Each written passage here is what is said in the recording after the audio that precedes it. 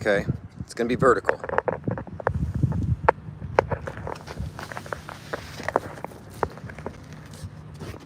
It's kind of a storm happening.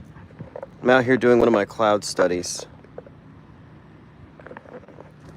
So if you can see, these are the peaks I've been visiting lately, but from afar.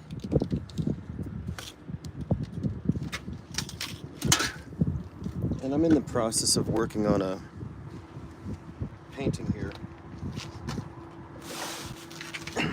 in acrylics.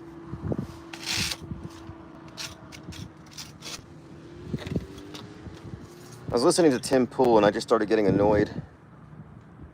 The sound might be a little bad because the wind's starting to pick up. But I'm trying to get these storm clouds before it just all turns black.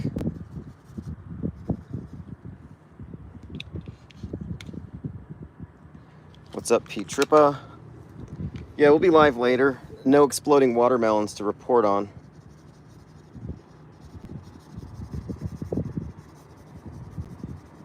But a lot of interesting developments as usual. I'm testing out my rig. I picked up this monopod with a base at a thrift stop for a couple dollars, and it's like ideal. And then I picked up these canvases. These are like, I think it's 8 inches by 40 inches, like these rectangular for panoramics on the cheap, $3 a pop. So I'm gonna flip it. Dave Sim says, do you need music? Yeah, always for sure. We have multiple documentaries in progress. I'm thinking I need to team up with somebody. Not that I need, to work in groups, but when you're doing stuff like video and documentaries, it is helpful to team up with others because, other creatives who also want to build their portfolios, but also we can get a lot more done than just me. I can do the storyboarding, the script writing, most of the video, but I need a third-party cinematographer for some of the things. I have plans to interview a detective, an interrogator, as part of our Mandela Effect doc.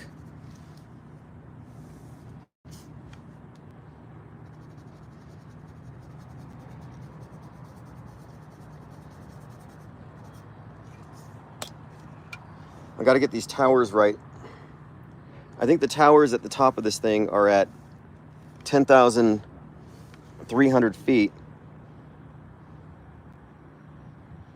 In fact, you may sometimes see the tram from here if it's lit.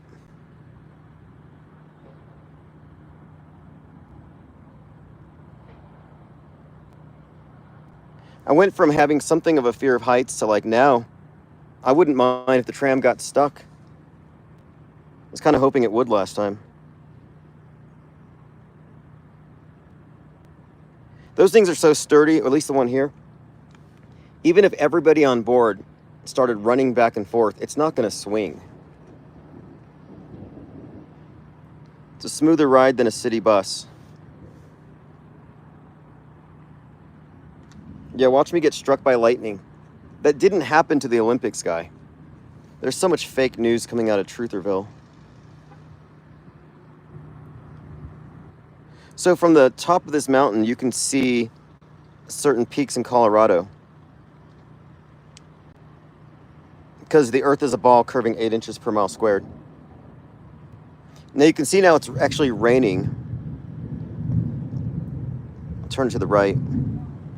See, that's what I was trying to avoid. I was trying to finish the clouds before it all became just one gray mass, but it's all right.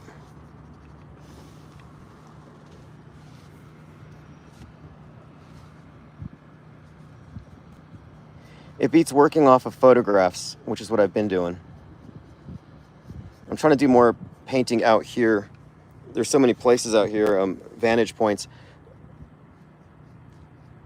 I was checking it out from the top of the parking garage at the hospital, this 6-story parking garage.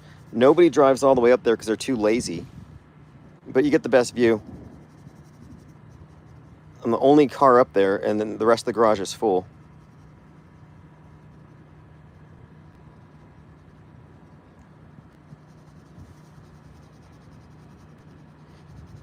Now, if you don't have money for the tram, because it's expensive, it's $35 a ticket, you can actually walk up the mountain. There's a trail. Well, it's 9 miles, and it's from 5,000 feet to 10,500. Awake Soul says, how many pounds of floating water do you think is coming down from that cloud burst? Yeah, no kidding.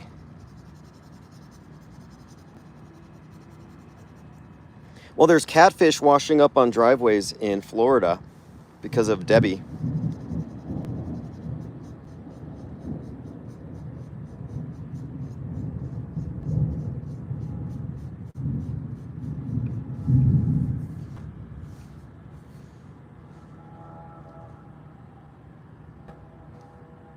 No, I'm too far from Debbie. And by the way, Awake Souls, here is your wrench. You should have me on your show. We haven't talked in a long time.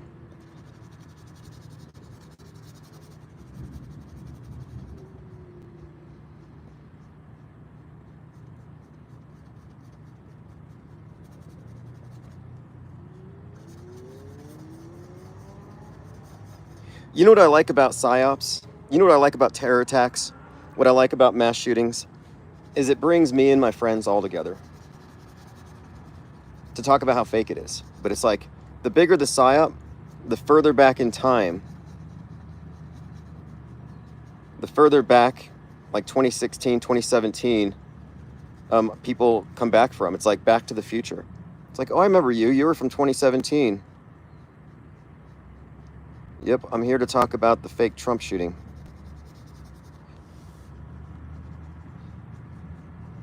That's why nothing burgers are slightly disappointing, even if you're not expecting anything at all. We all like a good plot twist. Even those of us who know it's all staged. 2017 Vegas predicted by Hangover, says Oh Breck. Yeah, no kidding. It opens up with a Danzig song, number 13. Lyrics about 13 tattooed on the neck. I saw Stephen Paddock's neck. I couldn't tell if that was a tattoo. Somebody said it's the number 13. But the characters wake up after a hangover laying in the streets, exactly in the way the crisis actors were laying in the streets, and in the same places, same camera angles. Like, yeah, no doubt about it.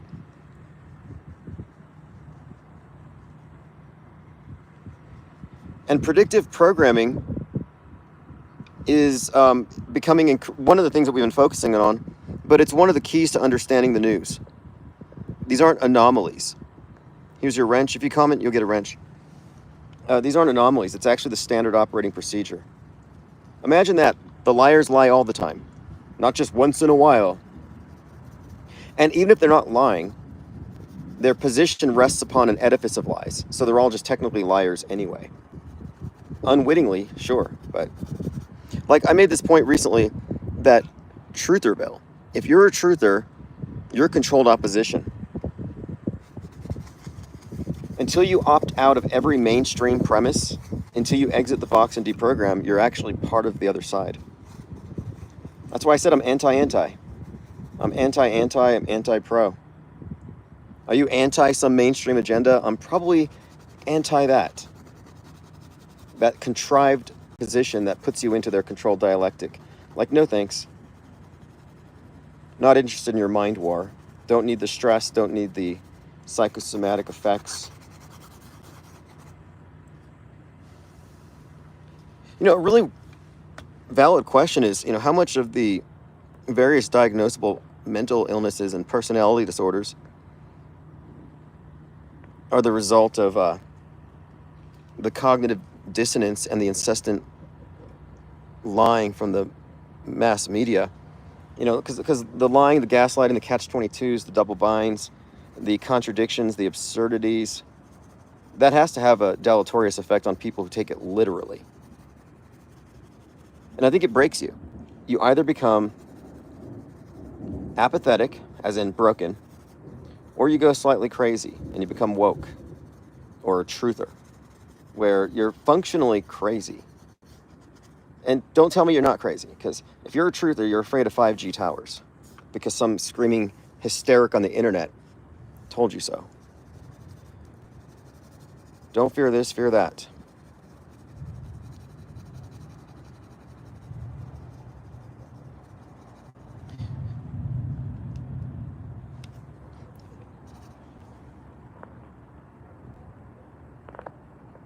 Thanks for the super chat. Yeah, thanks for the link. Just send me the link or post it. I think we're about to get rained on, and I will play that. I was thinking about doing watercolors, monsoon season, just letting the rainwater serve, rain watercolors.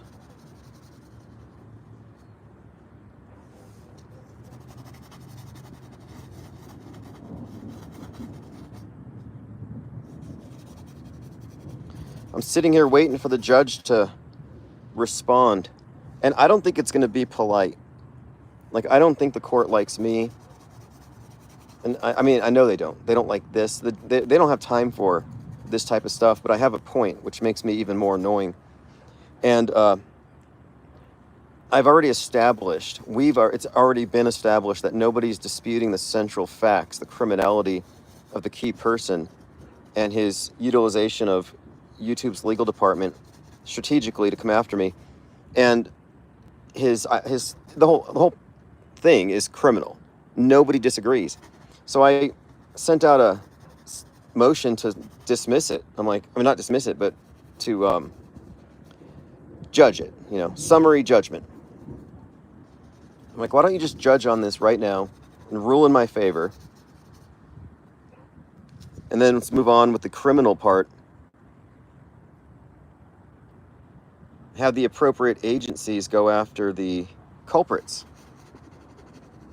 So that's what I'm waiting for. I'm waiting to see what the judge does. Either way, it's either a step forward or a total win. I've counted about 5 steps.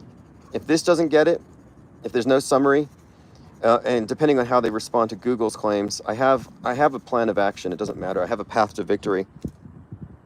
Even if it means, well, I don't want to say because I assume they're listening. But what I'm mostly interested in is the victory in the court of public opinion. What are you painting? I'm painting the storm. I got here just in time. I'm actually painting the storm as it unfolds.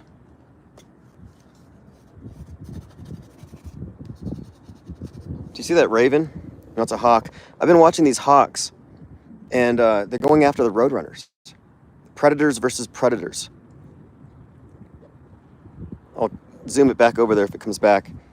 I saw 3 roadrunners hiding under a tree, and this giant hawk landed nearby, and the roadrunners were clicking to each other, communicating, warning each other. Oh, Breck says, did you see Whitsitt debating Trump versus Harris? He still believes in Trump. When I saw that Whitsitt is still debating politics left and right, I was like, okay. Had enough of him. Muted his Twitter account. I actually thought more highly of him, to be honest. But then that's why I called him out. That's why I called him out on the chemtrail thing. I'm like, if he's pushing chemtrails, then he's still in a box. He's been told what to defend. He doesn't have a principled disagreement. He's not operating from a place of skepticism, but rather some kind of alternate ideology. So it wouldn't surprise me that he's clueless about the political psyopera and the magic show from 713. This is why I say Trutherville is mostly regurgitating mainstream. It's like, look, you're not getting regurgitations here.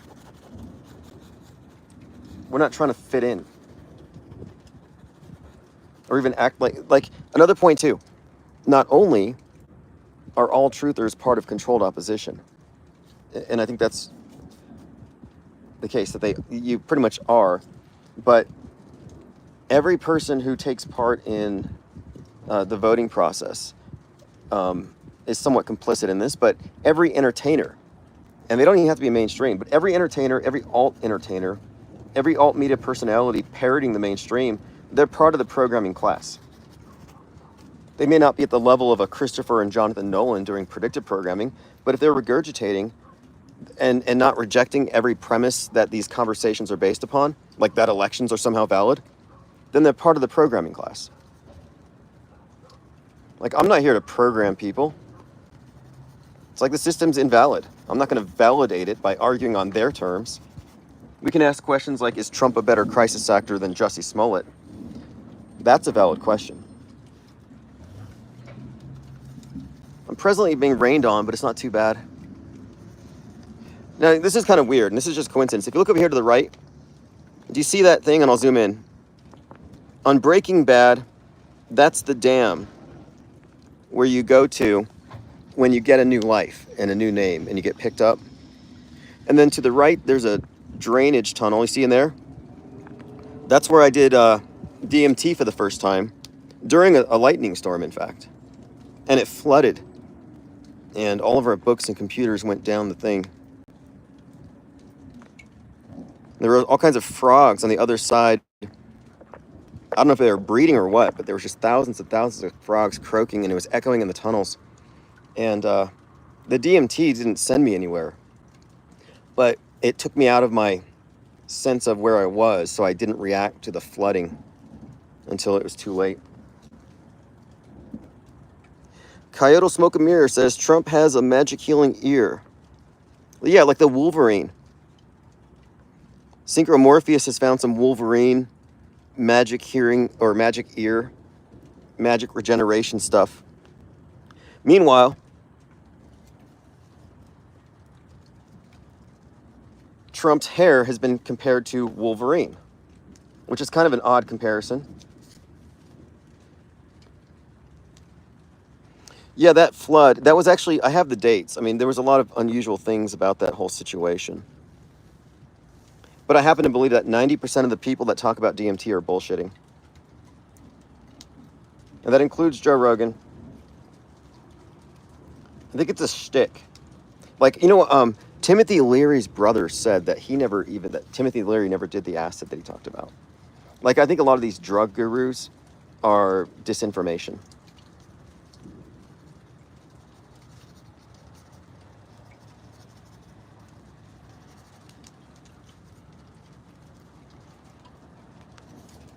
So the mountain over here that I've been painting has been totally blurred out.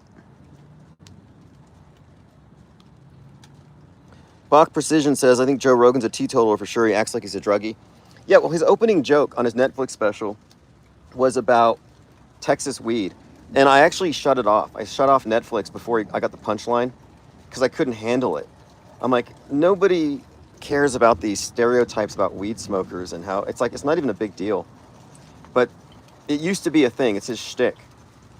I returned to it and I watched it anyway. I watched the entire Joe Rogan special because I need to know, you know, what people find funny, what ideas are fringy, what you can, and you know, he's a comedian. He's a professional joke teller, and I'm sure a lot of it is funny if you accept every premise. And he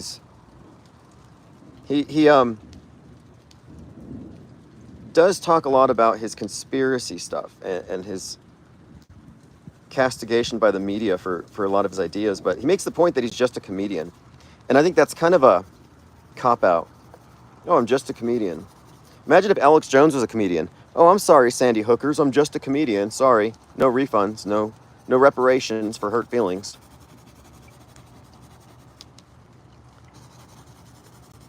Personally, I wouldn't pay any of those individuals if they couldn't produce real tears. I'd like, show me the emotional trauma. Show me the tears. Like, I'm sorry, I'm not buying it. But I will pay if I see tears.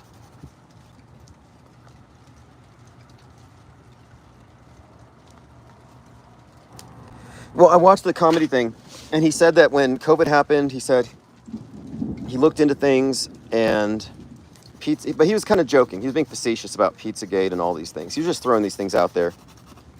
He said the Flat Earth documentary he watched was made by an R word. I think he was talking about Eric Dubay. I think Joe Rogan called Eric Dubay the R word.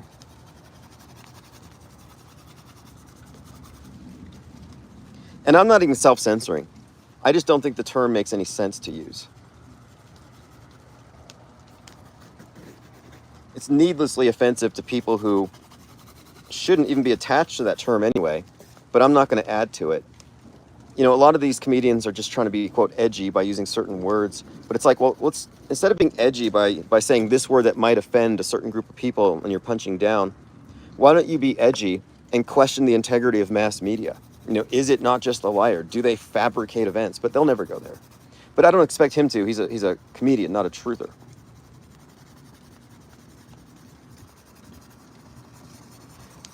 But now we're far enough down this path that it's pretty clear who's in the know and who isn't. And again, if you're in Trutherville, you're controlled opposition. And we have to become comfortable calling liars liars, even if they're unwitting liars. If it makes them uncomfortable, let them defend it. And when they find out there are no defenses for some of these lies they're parroting, then they join our side, the deprogrammed.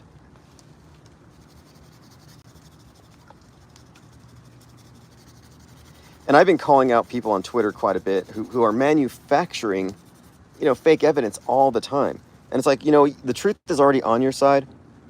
You don't need to add lies, which only discredit, and not only that, but it's oddly reminiscent of what mass media has done. Like, since when did truthers become MSM sophists and meme wizards? Like, I understand memes and all that, but there's a point where it's obviously true that alt media is just a funhouse mirror version of mainstream media. And I'm not just talking about the pundits, but like their whole version of reality itself. It's all just really twisted. Commenter says, being wrong equals a liar. Does that change your view of liars? Well, no, there's different categories of lying. Many categories of lying. And there's some lies that you don't have any you don't have culpability in. Like, I'm not going to call somebody a liar because they think man landed on the moon, unless they were a perp in it. But if somebody's going to be a media advocate for something they have no evidence for, then yeah, they are in fact lying on behalf of media if media has told a lie. Like if someone goes around saying, yeah, Jussie Smollett got lynched by some MAGAs who dumped bleach on him and called him the R word, I'd be like, you're a liar. Maybe you could have had a pass the day it happened, but they debunked that the day after. So yeah, you're actually a liar. And then my question is why? And we have to start getting rid of claims based on bad evidence. And that's one of the things that I've been really hammering on. And that's why the chemdoozlers hate me so much. They're like, look, bro, they're geoengineering on you and you're still not believing in it. No, this isn't geoengineering. This is climate change. No, it's not climate change because I'm not a leftist. It's actually just weather. It's predictable. It's so predictable that I walked out the door, I saw an anvil cloud formation, and I said, I'm going to go up and find some place where I can see the Sandias and do a clear painting of the coming storm. I didn't see any planes or drones spraying the sky first. This isn't cloud seeding. George Soros didn't do this. Nor is this my fault for not recycling. This is a natural phenomenon.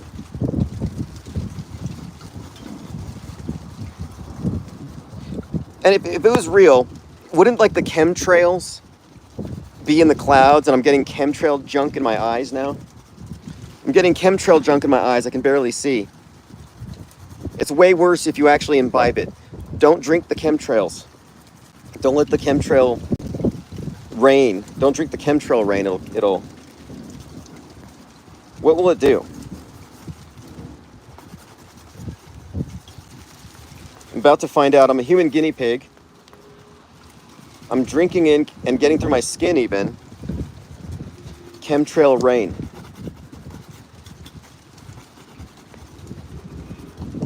So I started off doing more detail in the mountains, but as I've progressed, the storm has taken over, and as you can see, it's actually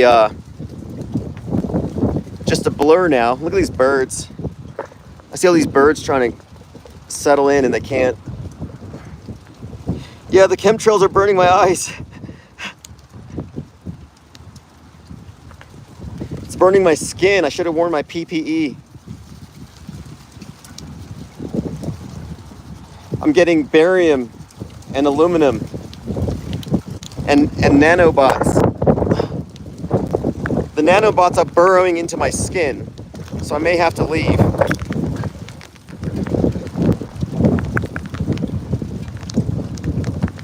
Okay, so I don't want to seek shelter,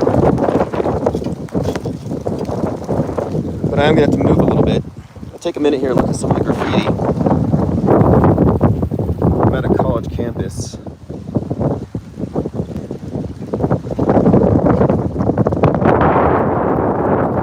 Weather's way more intense than I thought. 1/12/2024 is like a 50% chance that me and Dave will not be married this time next year. We'll check up on it. Okay, they covered most of it up. Last time I was here, there's a lot more interesting graffiti. It's a college campus. I was hoping to see some Voltaire.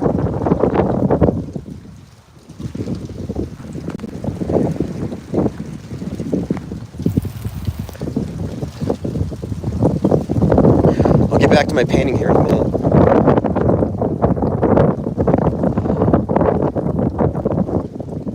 This is Big Bear Park, or it's adjacent to it. And this is the Bear Canyon. If I were to walk up that trail about 2 or 3 miles, there's a statue of a big bear. Coincidentally, I walked up there and checked it out the same day I went to the planetarium and watched a lecture about Ursa Major. Oh, Breek says penguins don't belong in the desert. No, there are there are penguins in Africa. There are desert penguins. Australia's got penguins in hot climates.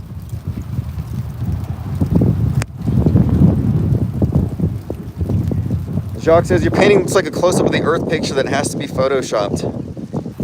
Yep.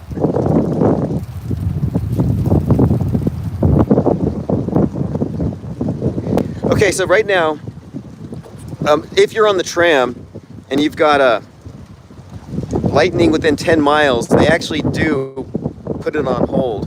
So there might be some people stranded. Okay, I'm going to do my Bob Ross thing, I guess, but I'll be painting hostile storm clouds instead of happy, fluffy ones.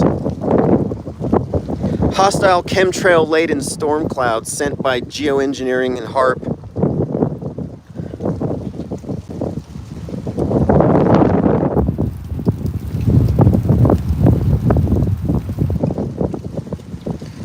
Aluminum oxide, nanoparticulates, barium oxide, radioactive strontium, dibromide, synthetic polymers, biofibers, and viruses. I can taste it all on my tongue.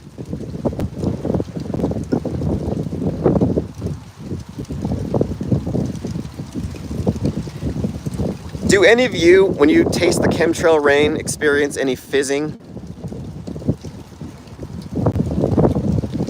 Kind of a coppery taste. Yeah, I wish I had boiled some vinegar. We would have staved off the rains.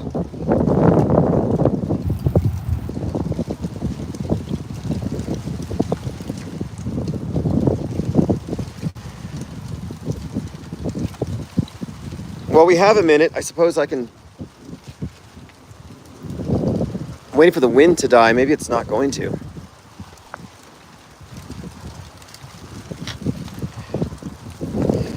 Totally interrupted my process.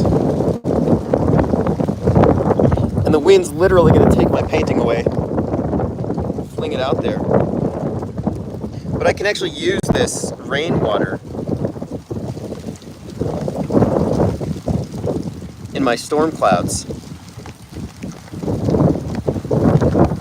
Which is kind of nice, because the water that I used to thin the paints for the clouds came from the clouds. I've done this on beaches where I do paintings, and I'll use the water from the ocean.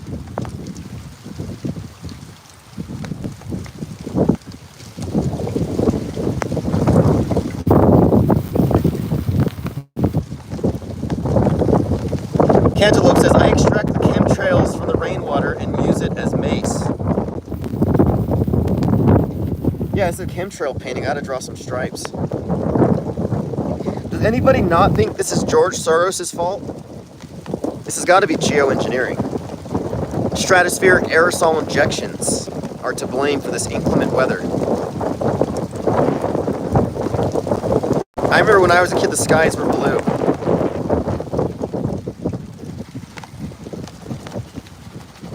I love those. See, those are liars. Those are liars. The ones who say, oh, you don't believe in chemtrails, it's because you're not old enough. Because when I was a kid, the skies were blue and the sun was yellow and there weren't any chemical streaks in the sky. Well, sorry, not true.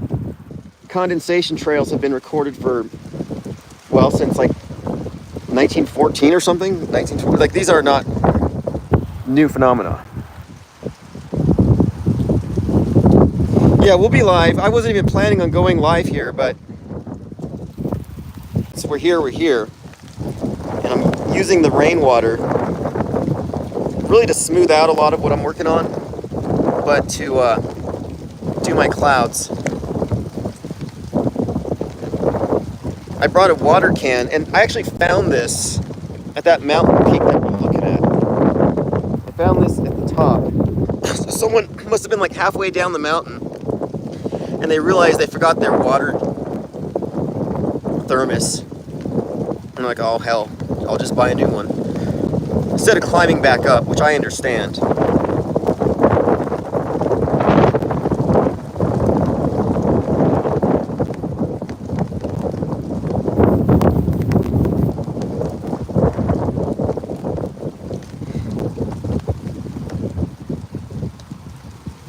Yeah, the people that believe in chemtrails have fallen into the trap of everything the MSM says is wrong, everything alt MSM says is right.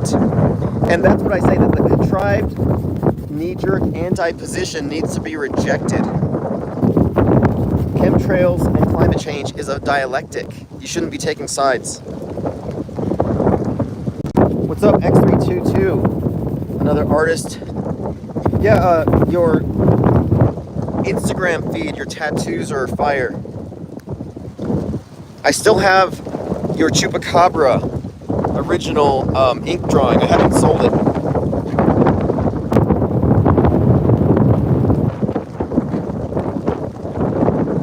I'm using the rainwater here from this storm.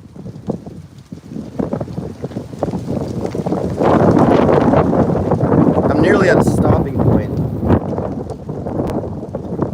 Now, when I first started this, it was like 94 degrees, and the direct sunlight was causing the paint to dry so fast that I had to work fast, or it would get clumpy.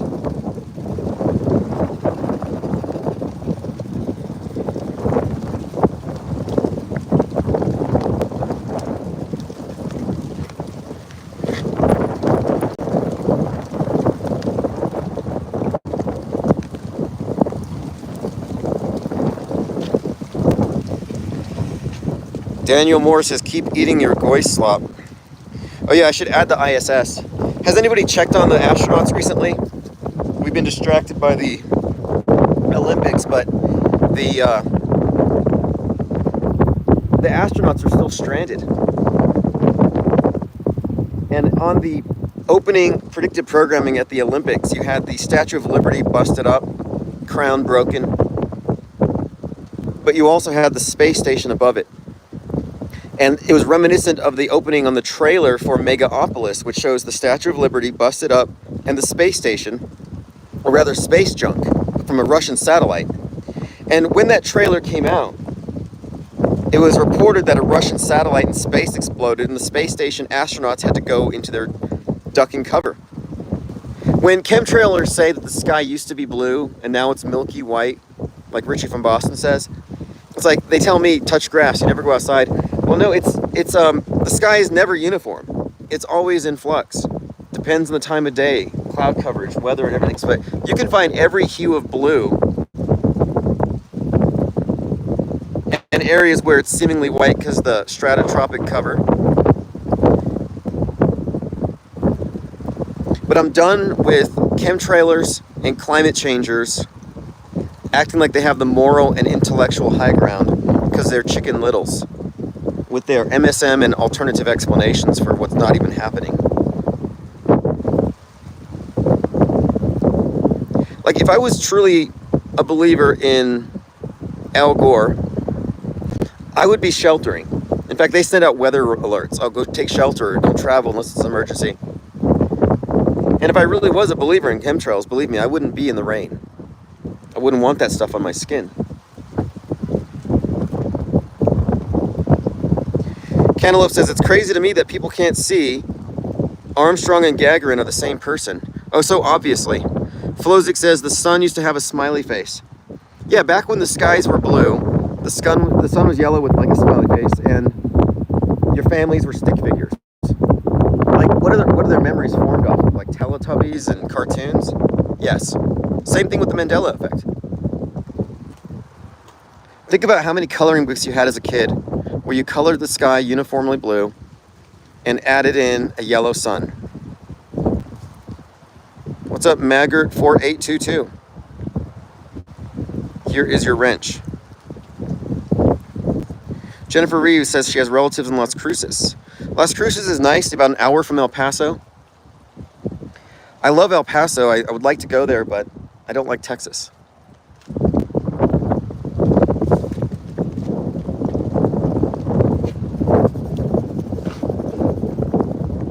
Okay, it's calming down. Maybe I'll get back to business here.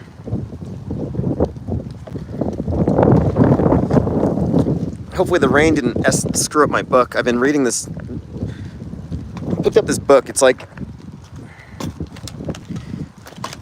let's see if I have it with me. I don't. It's called Flux. And it's about this, it's kind of a sci-fi, I guess, but it's a somewhat science fiction-y. But the story behind Flux is there's this drug going around called Flux. And if you snort it, it enables you to manipulate probability and cause coincidences to manifest highly unlikely outcomes. In other words, it turns every drug user into a wizard. The problem with it is you can take this drug, manipulate reality, but then the karmic consequences come back and explode in your face. So it's like a disaster. So it's the book's called Flux because it's talking about the bending of space-time, but then the consequences. I just started reading it. It's intriguing. Yes, Armin Ree says, with the water from using that water blended in, the painting will glow in the dark. Now this painting is toxic.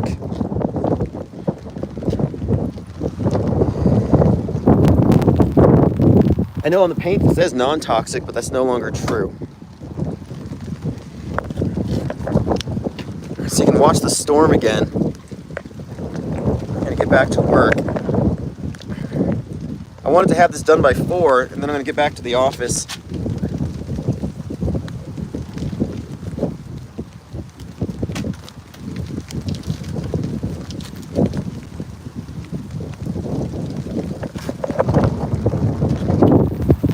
You know, I wasn't going to use this much water on it. I wasn't going to thin the paint out this much.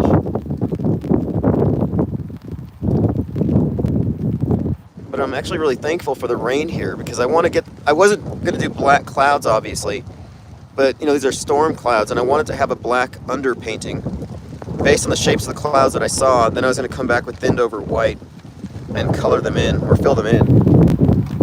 Once I have this done, I should be in a position to leave. You know, I thought I was going to start tagging. I won't do it live, but I've been considering doing the IPS penguin tag. Probably won't do it here. This is evidence.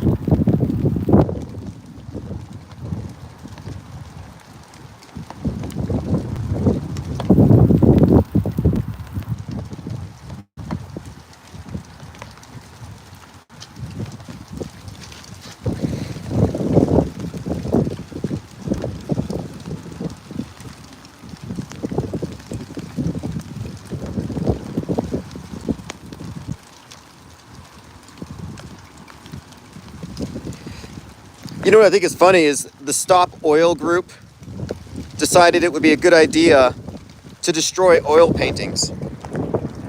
Like that'll show them. That'll show big oil. Destroy priceless oil paintings that have nothing to do with fracking or oil rigs or any other environmental catastrophe that they're claiming.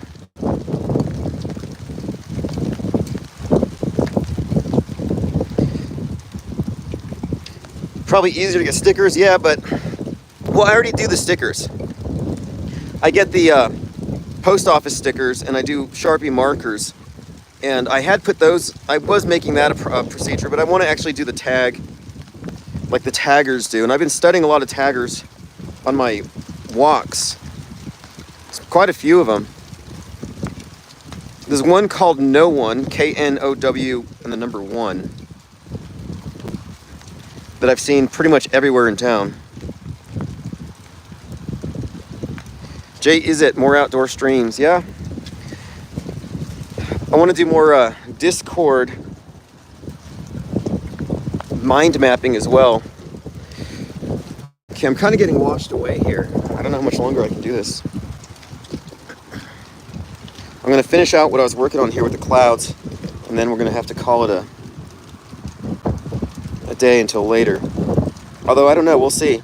I like the way that the clouds are dripping.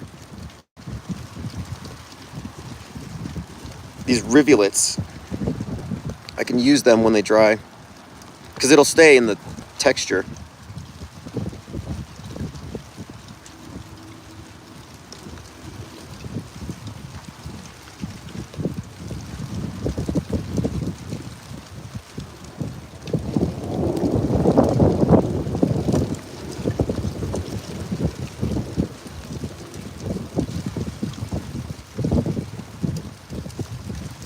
Yeah, here I am on record touching grass.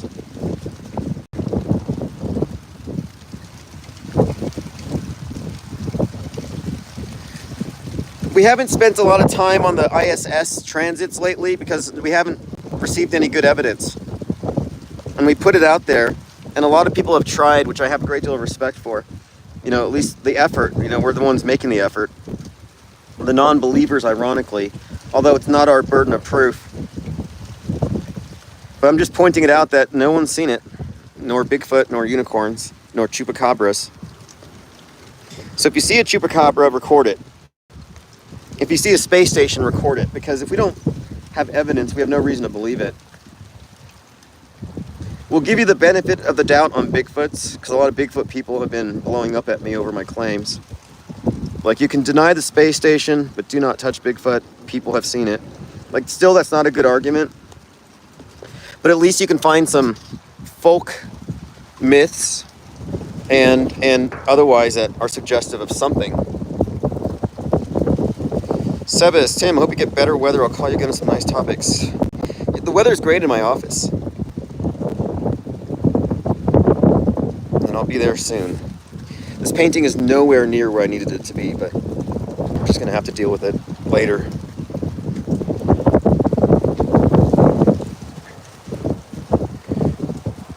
Totally cleared out the park.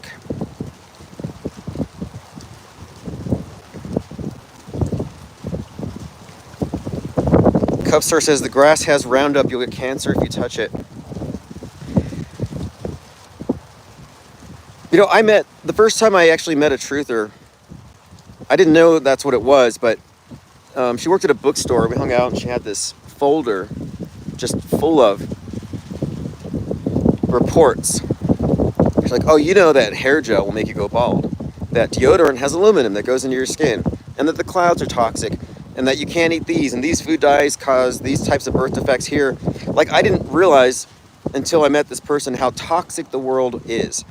And it became a very controlling thing to where I was like, all of a sudden, my diet was being somewhat restricted just by, you know, diet shaming. And one day, I broke down because I was starving. And I must have eaten a hamburger or something. And she found the wrapper stuffed beneath the passenger seat in the car and looked at me like, you know, like that drug commercial where the father catches the kid's doing drugs. He's like, who taught you to do this? She looked at me like that. Like something must be really wrong with me.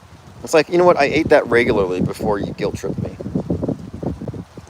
Into starving myself, probably to make me more controllable. Off topic. I'm letting the painting dry for a minute here. Sounds funny, I'm in the rain waiting for it to dry, but it's going to dry. The wind's going to dry it off, and then I will add in the textures on the mountain here. I was mostly focusing on the ridge line, which I have, and I kind of thought of doing a mashup. Instead of doing what's right in front of the mountains here, I thought about maybe even taking a chunk of maybe a different section of this panoramic view and just superimpose it. Cynthia says, sorry, people are such weird narcs. Yeah, I think it's kind of interesting, though, because it reminds me of religions, how some religions are like, oh, you can't eat shellfish, you can't eat pigs, you can't do this on this day or this, and all these rules that are arbitrary rules designed to enforce a certain code to make people sheep and hive-minded. But every single cult that I've studied, this is big in cults, cults frequently manipulate your diet. And it's not about health. It's about controlling your life in the most intimate ways. Controlling your sleep, controlling who you talk to, controlling your diet. And dietary control, even in Scientology, they were like, well, you need to purify. Like, what does that mean? You need to take a bunch of niacin, drink a lot of water, and sit in the sauna and do hours and hours on the treadmill every day and sweat it all out. And those types of things do affect your susceptibility to manipulation. Basic training is the same thing. I mean, they feed you a lot of food, but they regiment your eating, of course, but everything else is totally controlled.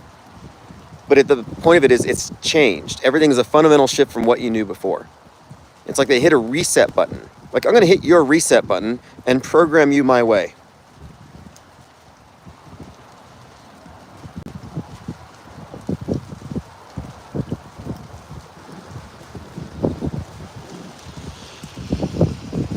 But I think I've had enough experience with control freaks, specifically passive-aggressive control freaks and cults, that it's given me a lot of insights, I believe, into how mass media works. And, you know, even my experience with the bereaved when I was working in the funeral death care profession, that's what probably made me open to looking critically at some of these so-called, you know, victims. Because I've seen people in analogous situations, and they're not ready for their close-up, not by a long shot. Yeah, this is super nice here. I could see Albuquerque being very useful for a lot of what we're going to be doing here in the future. The next thing we need to do, and I'm hesitant to talk about it very much live, because I don't want it to be co-opted by people who don't go all the way. But we do need to do something very, very soon. But I'm going to announce it and make firm plans when we get a little more certain about the timetable on this court case. Because we are going to be active, as we were before, in a lot of areas, specifically with our deep dives. There's just so much great content and things worth doing. And I don't like waiting for some external factors, but this court case is kind of a big deal. This type of a victory would give us a lot of leverage. Even if it drags out for years on trial, it doesn't matter. We need the story to get out.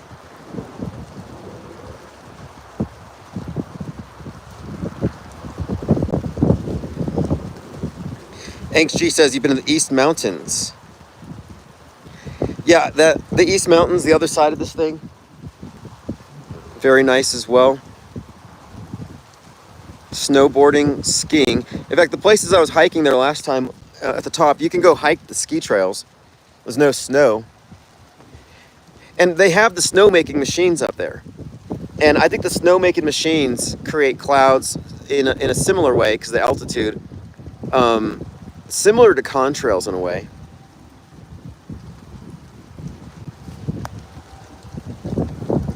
Geoengineering. You know what? 99% of the people who talk about geoengineering have never looked it up.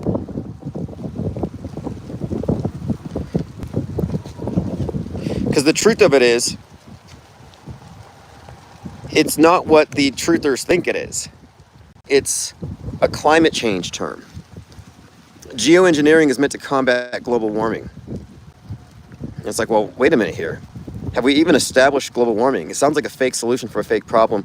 And you look into it and you find that it's really just hypothetical. That no, Bill Gates doesn't have the power to block out the sun. But you'd be surprised how many people believe that.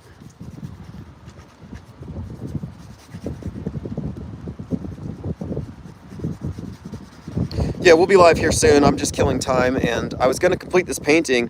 I was actually banking on the sun speeding up the drying process, but that's done. So this is not going to be complete today. I'll have to repeat this tomorrow. But the main goal today was really, again, just to get the ridge line.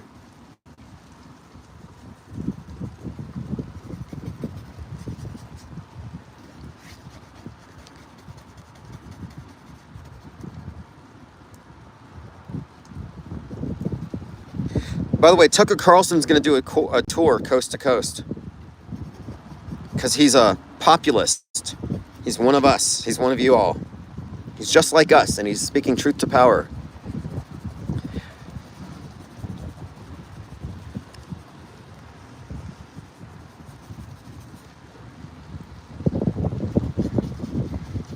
Which is funny, because if you read the texts that were revealed in the January 6th cases, the trials, they subpoenaed all kinds of text messages.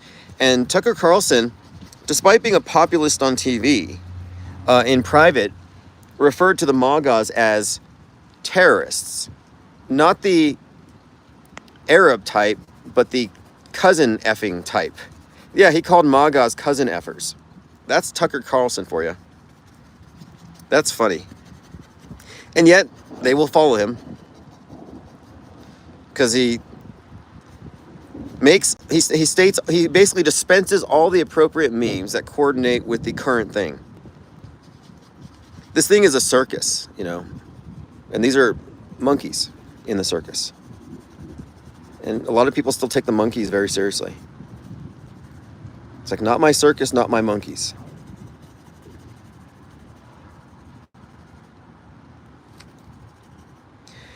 Yeah, some globey might come in here and be like, oh, look, that's the earth, that's so beautiful. No, it's a painting with some blue and white on it. It's not the earth. I can see how you'd mix that up. I feel sometimes bad for them. You know, we're showing them like pictures, like NS64 graphics of a satellite. I'm like, okay, Globers, this is an artistic rendering. It's not real. And they play upon this, funnily enough, in Fly Me to the Moon, where they're trying to convince the Department of Defense that we need a base on the moon or the commies will do it. And they show this guy from the government a graphic of the Earth and the moon covered in communist lasers, and it's blasting the Earth. And he's like, is this a photo? It's like, no, this is an artist's rendering. And he's like, oh, so it's like a future photo. And it is funny because, yeah, that's exactly how clownish this whole thing is. We live in the Disney universe. Welcome to Planet Netflix.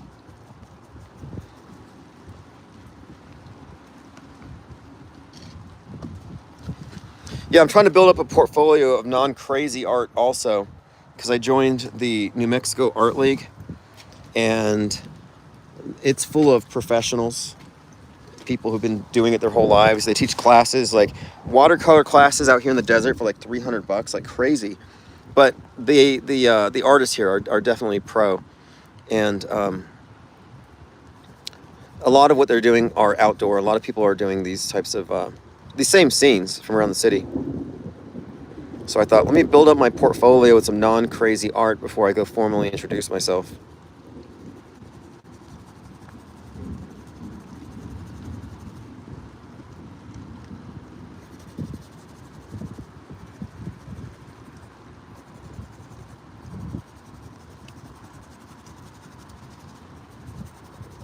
So no, it's not my first time rain painting. I actually did this before with watercolor pencils, where I drew the entire thing, and then the rain came in, and I used the rainwater to thin it out. Well, I got 2 of these canvases today. two of these 18 by 40 inch canvases for $3 a piece at this thrift store. They were just throwing them out basically.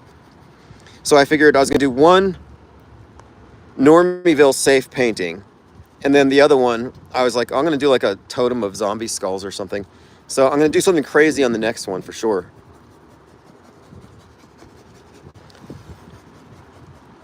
Although I was thinking maybe Twin Towers. Maybe I could do something meta-scripty. Maybe I could paint Donald Trump.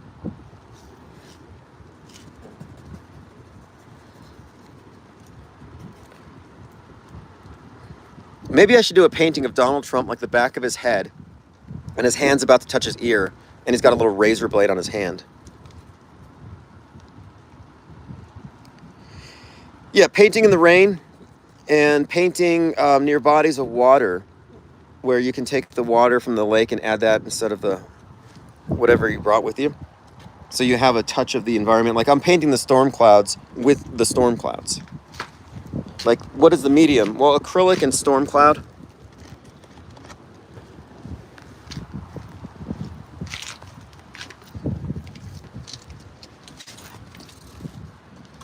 But you almost definitely have to do acrylic or watercolor. The oil paints just dry so slowly. And another one of the things that I had an issue with earlier this summer was the bugs, the gnats getting stuck in the paint.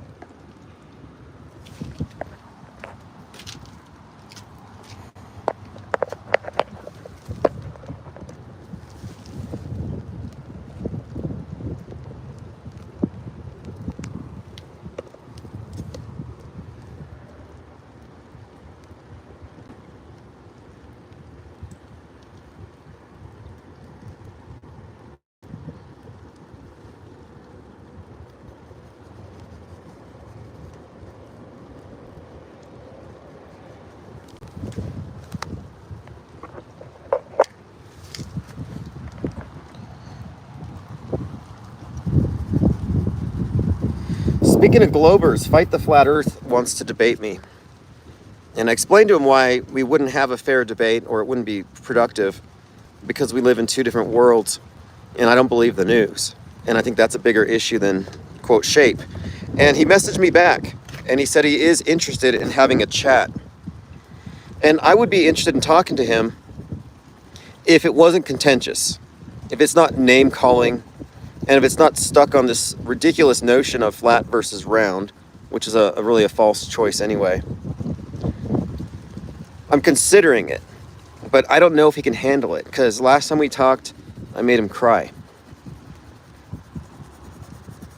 Do you remember that? Do you remember Craig crying? And I'm not going to laugh. I mean, I've probably cried at a movie once or twice, but that's all it was. It was a movie. The Challenger explosion was merely a movie. I can understand crying if you're in the second grade and you're forced to watch some snuff film where somebody's teacher got incinerated, but you're a grown-up now.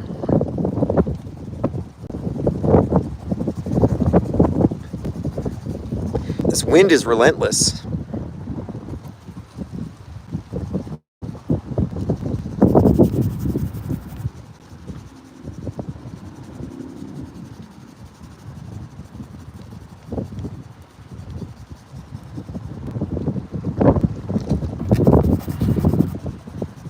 But yeah, this is one of the points too.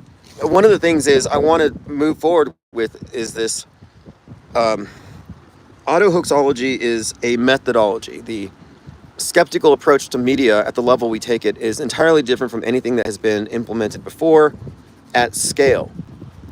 And the only way it's going to metastasize is if we directly confront the exponents of the other side, the big influencers, the critics even. Like, we have to actually engage with the other side. And we're not trying to convince them. We're rattling them. I'm not going to try to convince anybody on the other side. I want to expose their folly for the people on my side or close to it. So I'm fine going and talking to him, even if he gets a little pugnacious. Like, there's nothing he can say that would offend me. I mean, the guy believes the news is real. Like, I don't feel sorry for him, but... And he's so deluded because he's part of the programming. It actually indoctrinates you into a false sense of superiority. Like they say, oh, conspiracy theorists believe these things because they want to feel like they're special and they know something that others don't. It's like, no, we know what you guys know. We went through the same programming. We just figured out it was bullshit.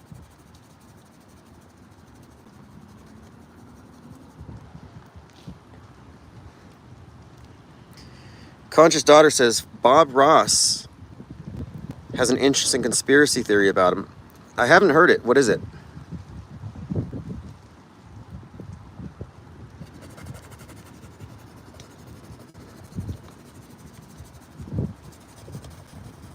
So as you can see now, I'm doing the mountain. And I'm doing it as an object first in its basic shapes before I do all the details, which you largely can't see. The details have been obscured by the mist, by the rain. But the sun is not even close to setting, so it'll be bright again. And I will be able to use that lighting to actually elucidate those details. But no, I have not heard any Bob Ross conspiracy. I was working on this painting of, they do this Burning Man here in New Mexico, Old Man Gloom, and they're taking submissions. So I'm going to submit this by email by midnight tonight, and I believe I will be able to have this displayed at their next event later this month. They get a bunch of local artists to submit Burning Man art, and this is the 100th anniversary. And it's sort of like the Bohemian Grove in a way, like the cremation of care ritual. Like these Burning Man things are not new. I think it's actually kind of a pagan thing. In fact, the Burning Man thing they do here in Santa Fe, it's not called Burning Man. It's the Zobra, Old Man Gloom. It's like cremation of care. But it was originally based on some kind of Easter practice of burning Judas.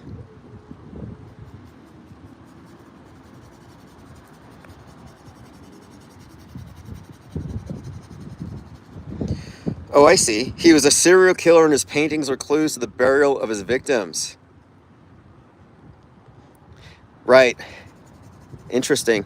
You know, I seen this video of a bunch of Bob Ross paintings, each one as a frame, and they did a time lapse where it looked like you were walking through a forest. But no, you're actually just filtering through like 1,000 Bob Ross paintings at once, like in a rapid succession.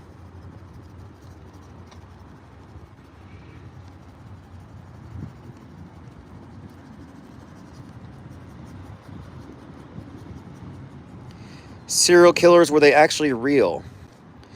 Yeah, that's a good question. Like the Charles Manson thing, fake. Susan Atkins, the killer witch from the Church of Satan, who did the killing of Sharon Tate, isn't the only killer attached to the Church of Satan. Richard Ramirez actually attended rituals there. And then he becomes the Night Stalker. So it's like, well, what are the odds, you know? To me, it's like either one is, I mean, there are real deaths, real murders, but the sensationalized killers seem to be contemporary myths used for the purposes of psychological warfare.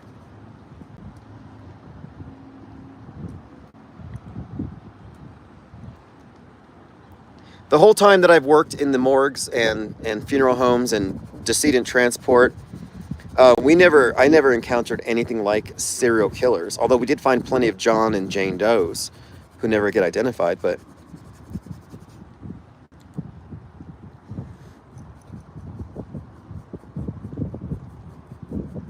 well, there was that guy down by Elephant Butte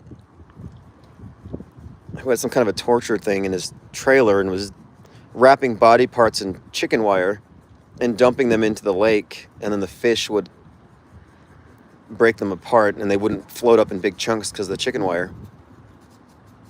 That one seemed real. Okay, it's clearing up a bit.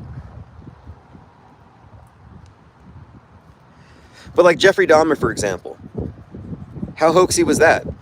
The Jeffrey Dahmer thing had this storyline where the cops let him go, presumably because he was white, and they didn't care about the victims because they were non-white. So they played into a lot of like racial dynamics with that one, saying though that this Jeffrey Dahmer wouldn't have happened if, which they always do with all these different stories. Like when Gabby Petito disappeared, they're like, oh well, if it wasn't a white woman, it wouldn't have been a story. They say it's like there's always these other agendas attached. And what is the media's job?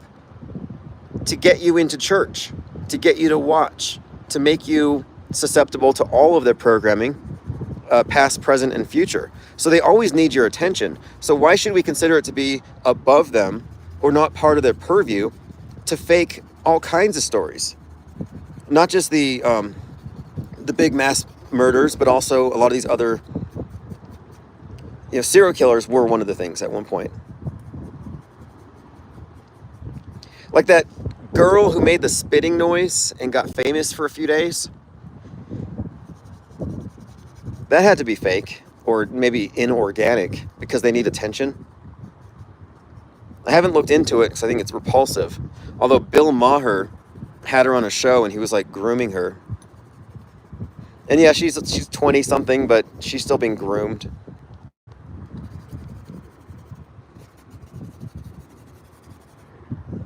Nick Fuentes was on Alex Jones today. I didn't check it out. I wish I could have called in and asked about Ollie Alexander, speaking of groomers. Nick Fuentes.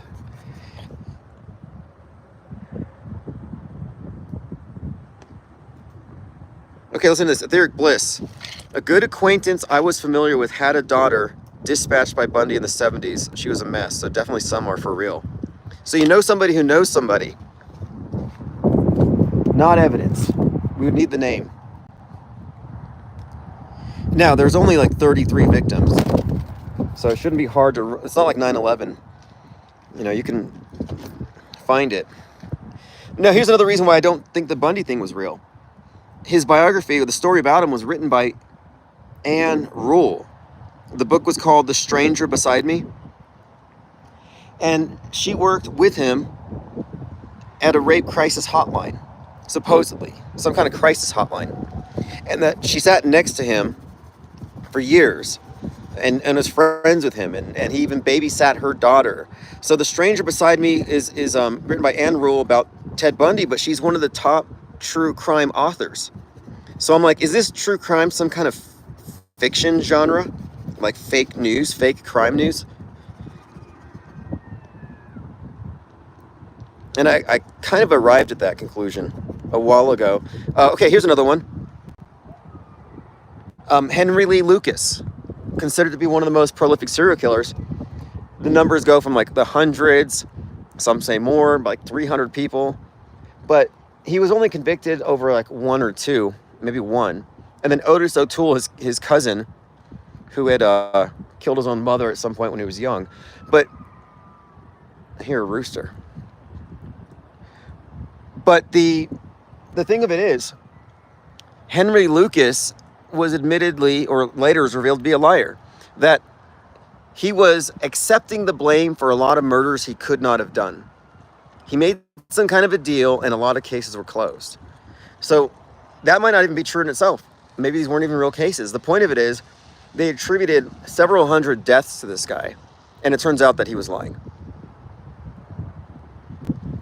Oh, Etheric Bliss says, I had long, deep conversations with someone about it. Okay. So a victim of Bundy. I'm still skeptical, obviously.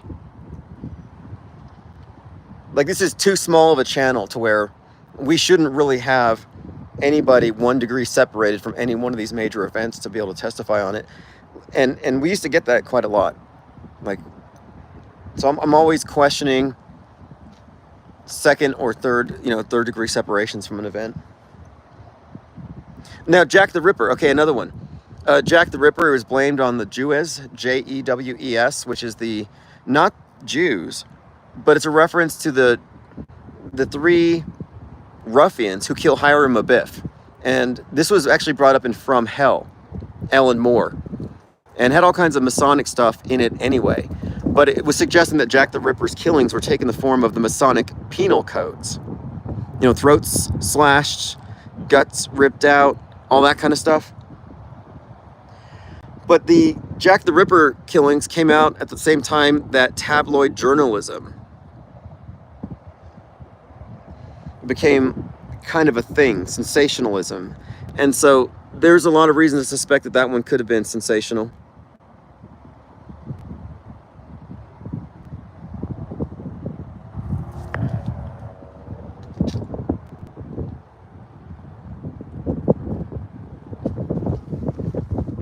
Does anybody here know somebody who was killed by Jeffrey Dahmer?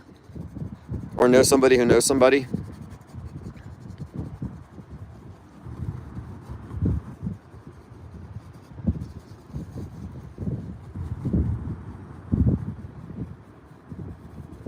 Now, there was some kind of weird stuff with Jeffrey Dahmer's artwork, seemingly similar to some of the stuff that Podesta had, or Jim Podesta's brother, Tony Podesta, has bizarre artwork that looks like some of the cadavers displayed in Jeffrey Dahmer's house.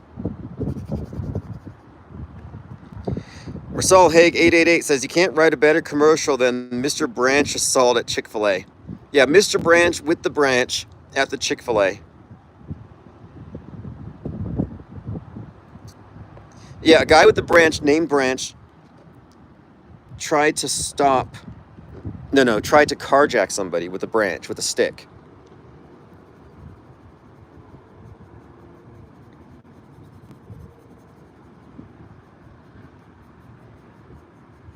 Do you know the maiden name of Buzz Aldrin's mother? Moon. Marianne Moon.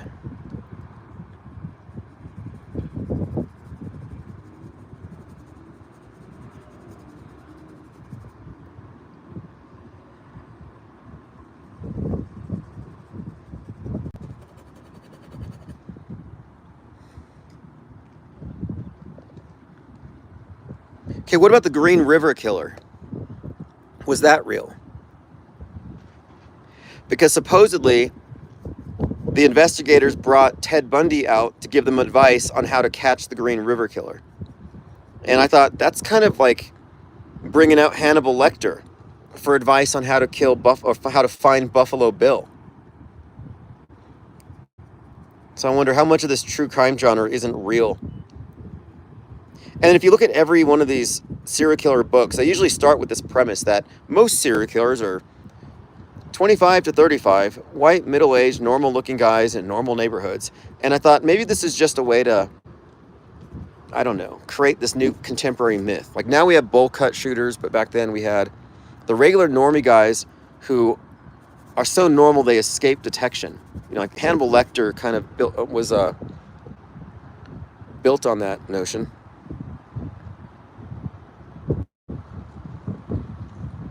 Sibes says Charles Manson's swastika on his head changed. Yeah, his moving swastika. And if you look at those interviews with Charles Manson, they're laughable. Like they're in jail, and it's like he's performing. It looks like a bad performance art piece. Like it's an actor. And this notion that these journalists are going to talk to some criminals, and these criminals are masterminds worth listening to. That's like also kind of an anti-hero. This lauding of the villain as some kind of an idol, like Hannibal Lecter, that these are super intelligent, charming people. Like that's a huge myth as well. Like, oh, Ted Bundy was so smart and all this stuff. No, he was kind of if you read about him and stuff, he was kind of a mess.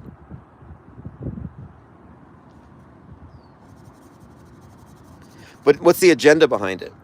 You know, what's the agenda behind serial killers? And Miles Mathis has pointed out that the mass shooters have kind of replaced serial killers. And the reason why, he says, is that the public attention span could no longer handle a protracted psyop with one killer in one part of the country. We'd forget about it. We don't have the attention span. But what we will do is react to a mass shooting and get the whole story in one episode.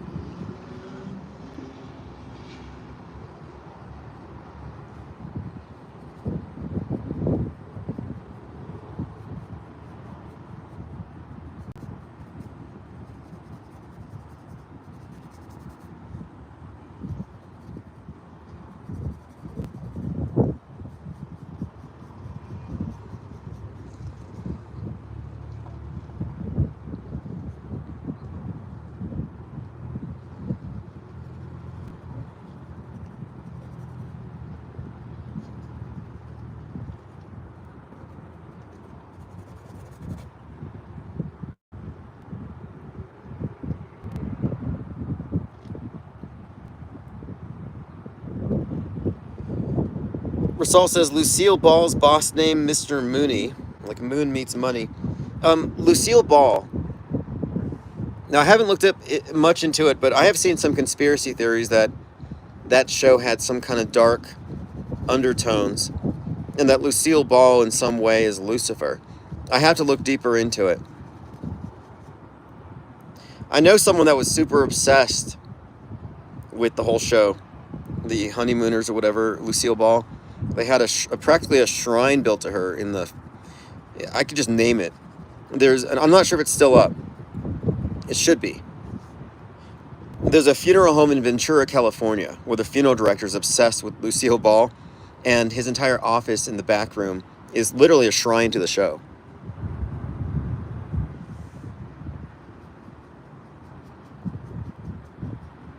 And he belonged to this group that I'd never heard of before, called the Benevolent Protective Order of the Elk. And I saw their lodge. And I was told that it was a way for the members to avoid the blue laws. Like, oh, you can't gamble or drink on these nights, but if you're in this group and you're in this lodge, you can pretty much do whatever. It's written in their rules. You have to give a toast to every person who's there. And Rose Finn says, are you following what's happening in UK? It's kicking off big style. Yeah, I'm watching it. It's almost like a right wing. The way they're pointing it out, it's like we've been waiting for this. I've been waiting for, when is the right going to do what BLM did? You know, when are they going to riot?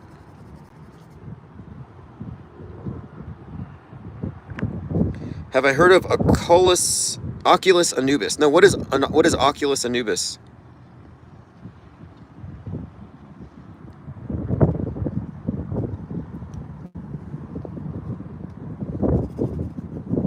Jackal-headed god of the dead, kind of, well, more of a psychopomp. He's the guide to the underworld.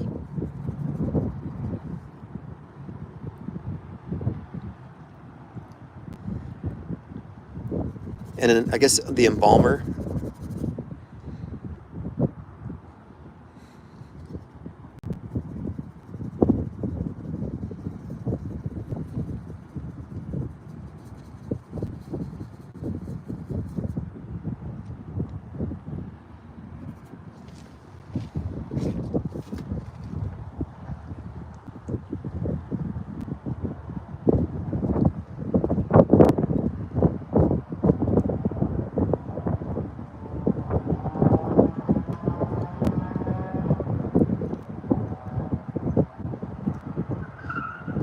Imagine looking at this and thinking, that's so unnatural.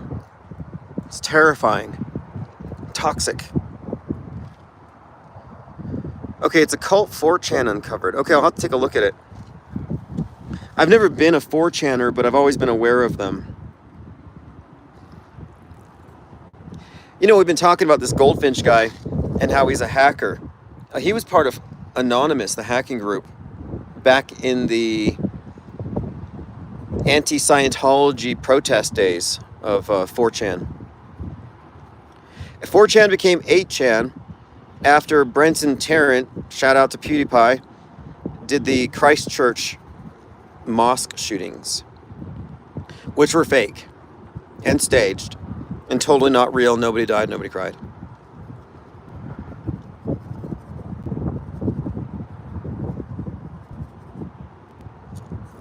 You know, I thought if things get so bad to where you can't even say that without being censored, because it actually is that bad, I thought, well, why don't we just start using sarcasm? You know what I mean? Like, yeah, it's really a tragedy that all these people are dying in these terror attacks. Like at Crocus at that theater. Yep, totally a tragedy. Yep, totally. 133 people definitely died. Yep. Yep, you heard me, auto hoaxers. 133 people died in Russia. And if we were just sarcastic about it, they wouldn't pick up on it. They couldn't censor us because we're technically telling the truth. But those of us in the know will know. It's like, if you know, you know. If I'm saying it's real, you know it's fake.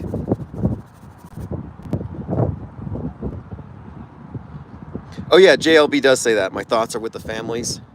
But you know what? That was Cathexis. There was this QAnon guy. His name was Cathexis. He was always trying to moderate and temper me. He was always really trying to gatekeep, I think.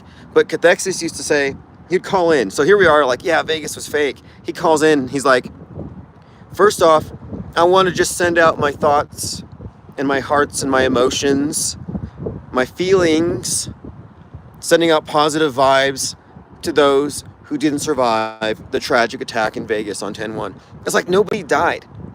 And if they did die, they're not listening, and their family members aren't listening.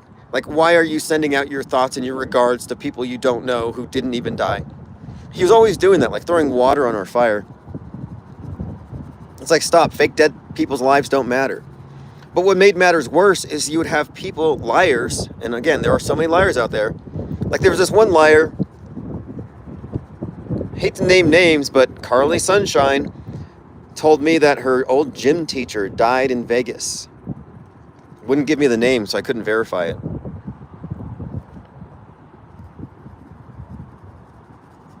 And that wasn't the only one.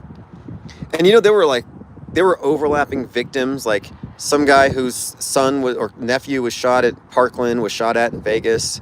And then from Vegas, he went to Borderline Bar and Grill in Thousand Oaks, California, and gets shot at again. Yeah, exactly. If they call yourself a comedian, you can say anything. That's true too. That actually does work for Jake Gibson, but he is a comedian. Owen Benjamin, another person who uses the guise of comedy to say the unsayable.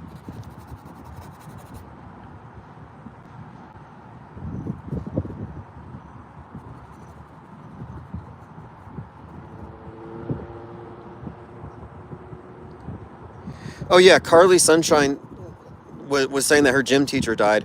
But when this was a different time, 2017, when one of these events happened, most of Trutherville thought it was real.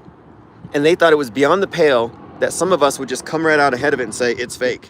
They thought we were being cold. And like, well, what about the victims, they would say. What about my victims?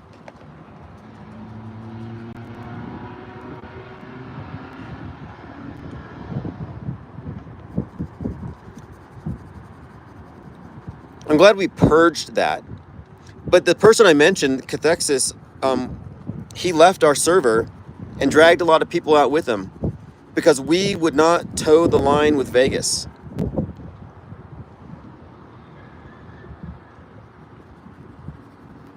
I'm like, I'm not backing down from it. We have plenty of evidence.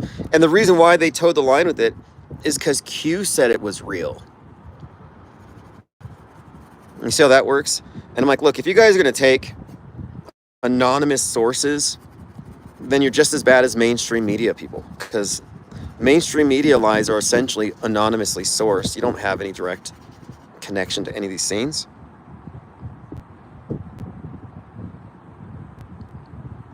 Yeah, anybody chasing a second shooter is controlled opposition. Second shooter theories are controlled opposition talking points. So if your friend's looking like, hey bro, did you see there's a shooter on the water tower? It's like, cool, you're doing an Alex Jones light. You're controlled opposition, but you're not getting paid millions of dollars for it. Rasal Haig says, what about the April Fool's Space Needle collapse prank of 89? Yeah, see, back then, the media had such tight control that nobody would have disbelieved it. They had to tell you it was a hoax. Like, everything's changed in the last 10 years. Now that every single person is a source and a publisher and a content creator on some level,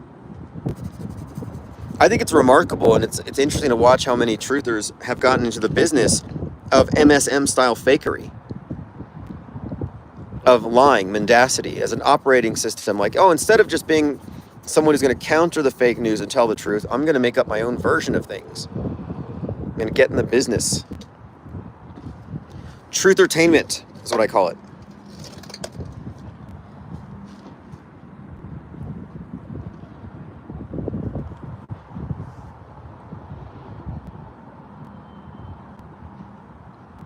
Conscious Daughter says, I know firsthand BLM was an agenda to spread division, and the mainstream media will lie about it to keep it going. Yeah, it's designed that way. It's a continuation of Black Panthers. There's a lot about it, but here's something that's notable. How come all of these sovereign citizen channels who are like, oh, if you get pulled over, refuse to identify yourself, never comply with the cops are always wrong. You know, these guys are mad at cops 24/7. But how come they all lined up behind Derek Chauvin? You know, they're on Team Chauvin. All the sovereign citizens were not on George Floyd's side.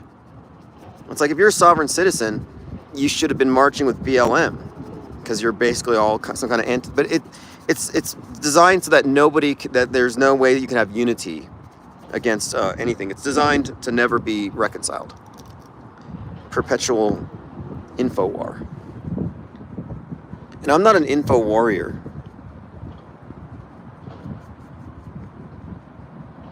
Nor am I trying to wake people up.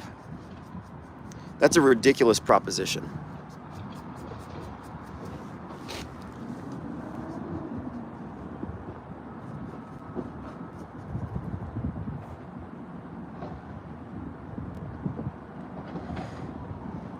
Okay, I'm going to continue this piece tomorrow, or maybe even later today, depending on the sunlight. But I need more detail in the mountains, and I'm going to let this layer dry out, and then I'll come back. So we will be live at the office in a couple of hours.